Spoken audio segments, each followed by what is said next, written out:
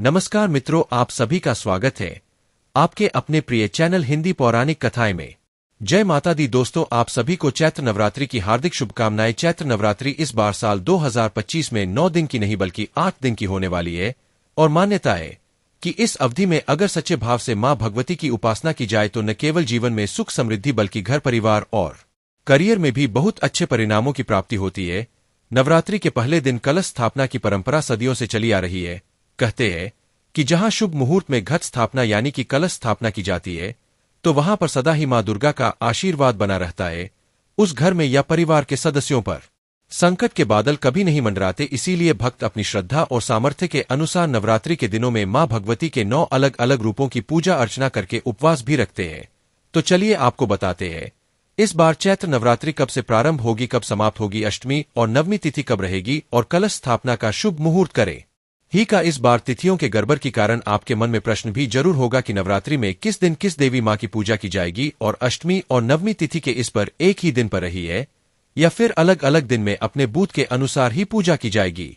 साल 2025 में चैत्र नवरात्रि प्रारंभ होंगी 30 मार्च दिन रविवार से और चैत्र नवरात्रि व्रत समाप्त होंगे 6 अप्रैल दिन रविवार को, यानी कि रविवार के दिन से ही व्रत प्रारंभ होंगे। और जब भी रविवार के दिन से व्रत प्रारंभ होते हैं तो ऐसे में मां दुर्गा की सवारी हाथी माना जाता है। दिनों के आधार पर माता की सवारी निर्धारित होती है और हाथी पर आगमन बहुत ही शुभ संकेत देता है। हाथी पर ही इस बार माता प्रस्थान करेंगी। प्रतिपदा तिथि 29 मार्च शनिवार को शाम 4:28 से प्रारंभ होगी और प्रतिपदा तिथि समाप्त होगी 30 मार्च दिन रविवार को दोपहर 12:49 पर। प्रतिपदा तिथि में कलश की स्थापना हमेशा शुभ मुहूर्त में करनी चाहिए और कलश स्थापना का शुभ मुहूर्त रहेगा सुबह 6:13 से 10:22 तक। इसके अलावा अभिजीत मुहूर्त को भी कलश स्थापना के लिए बहुत ही उत्तम मुहूर्त माना चाहता है, जो कि दोपहर 12:01 से 12:50 तक रहेगा।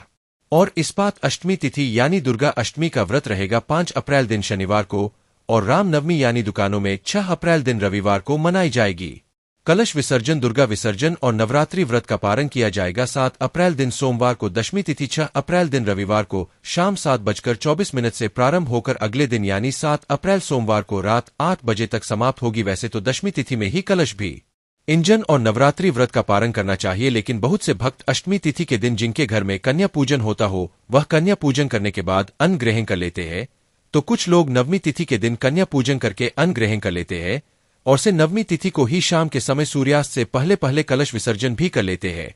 ऐसे में अगर हो सके तो आपको दशमी तिथि के दिन ही माता की चौकी हटानी चाहिए। कलश का विसर्जन भी दशमी तिथि को ही करना चाहिए। अगर बात करें इस बार नवरात्रि में किस दिन किस देवी मां की पूजा की जाएगी तो इस बार जैसा कि आप जानते ही है 30 मार्च से नवरात्रि प्रारंभ होंगी तो इस दिन तो घट स्थापना और मां शैलपुत्री की पूजा की जाएगी। इसके बाद अगले दिन 2 तिथि एक साथ पर रही है तो 2 तिथि में यानी मां ब्रह्मचारिणी और मां चंद्रघंटा की पूजा एक साथ की जाएगी, एक ही दिन की जाएगी।